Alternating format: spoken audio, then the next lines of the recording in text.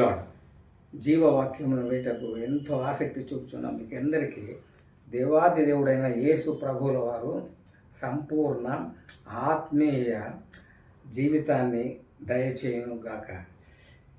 నేటి మన ధ్యానాంశము ఆత్మీయ జీవితము, సంపూర్ణ ఆత్మీయ గురి లేకపోతే మనం, కాబట్టి దాని నుంచి మనము ఆ యొక్క అంశాన్ని బట్టి మనము ధ్యానించబోతున్నాం. ఈ అంశానికి సంబంధించిన లేఖన భాగములు భక్తుడు యోహాను తన సహోదరునికి ప్రియముతో రాసినటువంటి ఈ యొక్క పత్రిక, యోహాను రాసిన 3వ పత్రిక 1వ అధ్యాయము 2వ వచనం మనము చదివి వాక్య సందేశంలోకి వెళ్ళవాలని నేను ఆశపడుతూ ఉన్నాను. ప్రియుడా, నీ ఆత్మ వర్ధిల్లుచున్న ప్రకారము నీవు అన్ని విషయములలో వర్ధిల్లుచు సౌఖ్యముగా ఉండవాలని ప్రార్థించుచున్నాను. కాబట్టి ఇక్కడ మనం గమనించినట్లయితే ఆత్మకు ఎక్కువగా ఈ యోహాను భక్తుడు ప్రాధాన్యత ఇచ్చినట్లుగా మనము ఇక్కడ గమనించగలుగుతాం. ఆత్మ వర్ధిల్లుచున్న కొద్దీ మనకందరికీ తెలిసిన విషయమే, మానవుని యొక్క శరీరము అనగా శరీర ప్రాణ ఆత్మల సమ్మేళనమే మానవ యొక్క శరీరం. మన శరీరము అంటే శరీర ప్రాణ ఆత్మల సమ్మేళనమే మన శరీరం. కాబట్టి ఈ యొక్క శరీరంలో ముఖ్యమైనటువంటిది ఇక్కడ విషయం మనము గమనించాలి. ఆత్మకు ఈ యొక్క యోహాను భక్తుడు ప్రాధాన్యత ఇచ్చినట్లుగా మనం గుర్తు. కాబట్టి ఆత్మ వర్ధిల్లుచున్న కొలది అన్ని విషయంలో కూడా వర్ధిల్లుచు మనం సుఖముగా ఉండాలి అనేటువంటిది ఆయన అభిప్రాయం. కాబట్టి ఆత్మ అనగా మనకు తెలుస్తుంది ఏమో దేవుని యొక్క ఆత్మ అనగా ఇట్ ఈజ్ ఇన్విజిబుల్, ఆత్మస్వరూపమైనటువంటి దేవుడు. కాబట్టి మనకు ఆత్మానుసారమైన జీవితానికి మనం ఎక్కువగా ప్రాధాన్యత అనేటువంటిది ఇవ్వాలి. ఆత్మానుసారమైన జీవితాన్ని జీవించినటువంటి వారికే దేవునికి ఇష్టమైనటువంటి ఆత్మానుసారమైనటువంటి జీవితం చాలా ప్రాముఖ్యమైనటువంటిది. అదేవిధంగా మనం గమనించినట్లయితే ఇక్కడ అన్ని విషయములలో వర్ధిల్లాలి అంటే ఇతర విషయాల్లో కూడా వర్ధిల్లాలి అంటే మామూలుగా ఇక్కడ శారీరక సంబంధమైనటువంటి విషయాలు కావచ్చు, తర్వాత మానసిక సంబంధమైన విషయాల్లో కావచ్చు, సామాజిక సంబంధమైన విషయాల్లో కావచ్చు, వీటన్నింటిలో కూడా ప్రతి ఒక్క విశ్వాసి కూడా వర్ధిల్లాలి అంటే వాడు ఎదగాలి, పెరగాలి అనేటువంటిది చాలా ప్రాముఖ్యమైనటువంటి అంశం ఈరోజు మనము ధ్యానించబోతూ ఉన్నాము.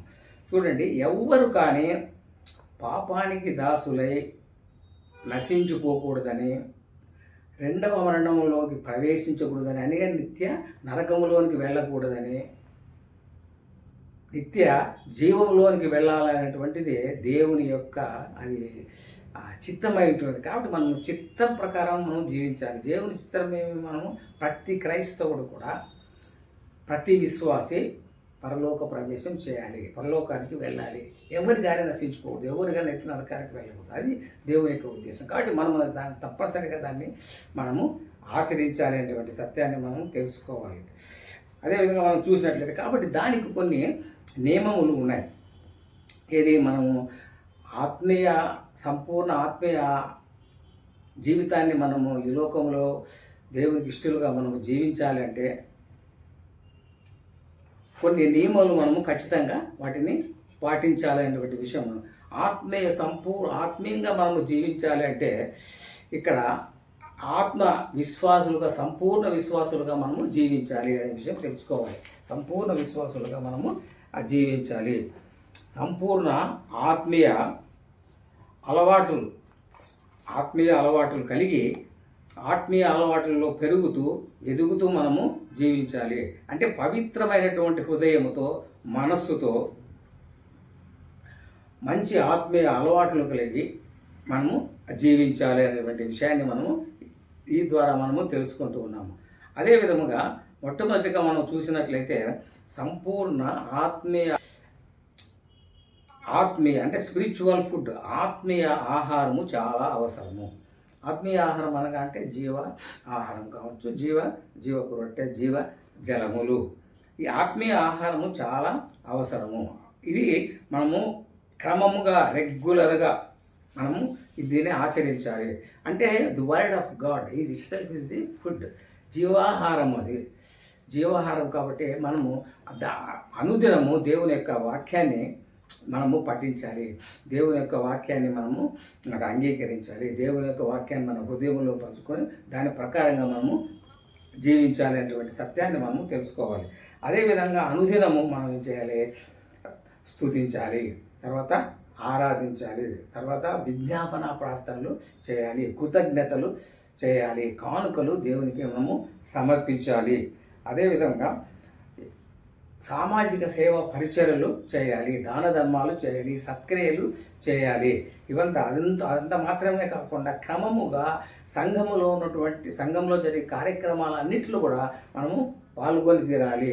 కాబట్టి ఆత్మానుసారంగా చాలా మనం ఆత్మానుసారంగా జీవించాలి, ఆత్మానుసారంగా ఫలించాలి. ఎందుకంటే ఆత్మానుసారంగా జీవించినటువంటి వాడే దేవుని పిల్లలని వాక్యం కూడా మనకు తెలియజేస్తుంది. కాబట్టి దేవుని పిల్లలుగా మనం జీవించాలి అంటే దేవుని వాక్యానుసారంగా మనము జీవించాలి, ఫలించాలి, అభివృద్ధి చెందాలి అనే విషయం తెచ్చుకోవాలి. అదేవిధంగా మనం గమనించినట్లయితే ఆత్మీయ ఫలములు దేవుడు మనకు ఎవరికి ఏ సంపూర్ణ విశ్వాసం అయితే సంపూర్ణ విశ్వాసం కలిగే ఆత్మీయ విశ్వాసంగా జీవిస్తున్నారో వారికి అందరికీ కూడా దేవుడు ఆత్మ ఫలములు దయచేస్తున్నాడు. ఆత్మ ఫలములు తెలుసు మనకు. ఆత్మ ఫలములు 9 ఉన్నాయి. మామూలుగా గలతీ 5వ అధ్యాయము 22వ వచనంలో మనం చూడగలుగుతాం. 9 అక్కడ క్లియర్గా రాయబడింది. ప్రేమ, సమాధానం, సంతోషం, సమాధానం, ఆశ, ఇవంతా కూడా. కాబట్టి ఇవంతా కూడా మనము శుభనాలు, ఈ లక్షణాలు కలిగి మనము దేవుని ఇష్టలుగా మనము ఈ లోకంలో జీవించాలి. అదొకటే కాక వెలుగు ఫలములతో మనము జీవించాలి. వెలుగు ఫలములు 3 ఉన్నాయి. ఎక్కడ ఏ వాక్యంలో చూసినట్లయితే ఎఫెసీ 5:9లో ఇది రాయబడి ఉంటున్నది. అదేవిధంగా మారు మనసు ఫలములు 2వ కొరింథీ 8వ అధ్యాయం 1-4 వచనంలో ఇది క్లియర్గా 3 వెలుగు ఫలములు రాయబడింది. ఈ విధంగా ఈ అన్ని సుగుణాలు కలిగి అంటే మేము ఆత్మీయ ఫలాలతో, వెలుగు ఫలములతో, మారు మనస్సు ఫలములతో సమృద్ధిగా మనము ఫలించాలి, వర్ధిల్లాలి, విస్తరింపచేయాలి అనేటువంటి విషయాన్ని మనం ఈ విధంగా గ్రహించాలి. కాబట్టి ప్రతి ఒక్క విశ్వాసి కూడా ఆత్మ ఫలములు కలిగి జీవించాలి, ఆత్మ వరాలు కలిగి జీవించాలి అనేటువంటి సత్యాన్ని మనము ఈ విషయం ద్వారా మనము.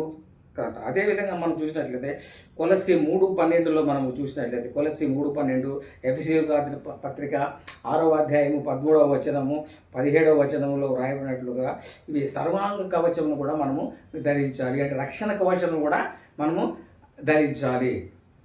ఈ విధంగా మనము మన ఆత్మ అభివృద్ధి, ఆత్మ వర్ధిల్లుచున్న ప్రకారము అన్నాడు. కాబట్టి మనము అనుదినము దీనికి మన నూతన బలము, నూతన శక్తి కలిగి జీవించాలి. అనుదినము ఆత్మీయ విషయాలు వర్ధిల్లాలి. మన మనసంతా కూడా పరలోక సంబంధంగా ఉండాలి. దేవుని విషయంలోనే మనము కాలాన్ని టైంను మన సద్వినియోగం చేయాలి. దేవుని సహవాసంలో మనము జీవించాలనేటువంటి విషయం. అంత మాత్రమే కాకుండా ఈ సందర్భంగా శరీర కార్యములన్నింటినీ కూడా మనం విసర్జించాలి. అంటే దాన్ని నశింపజేయాలి. ఏది శరీర కార్యములన్నీ అంతా మనం చూసినట్లయితే గలతీయులకు రాసిన పత్రిక 5వ అధ్యాయం 19వ వచనంలో 16 ఉన్నాయి. ఇవన్నీ ఎటువంటి ఈ యొక్క నిర్జీవ క్రియలు అనుకుందాం, లేకపోతే ఈ యొక్క సాతానిక క్రియలు అనుకుందాం. వీటిని మనం సంపూర్తిగా మనం విసర్జించాలి, మానుకోవాలి. అదేవిధంగా 2వ తిమోతి రాసిన పత్రికలో కూడా ఉన్నాయి. 20 రాయబడి ఉన్నది అక్కడ. కొలస్సీ 3:5-9లో, ఎఫెసీ 4:30-31 కూడా వ్రాయబడి ఉన్నటువంటిది.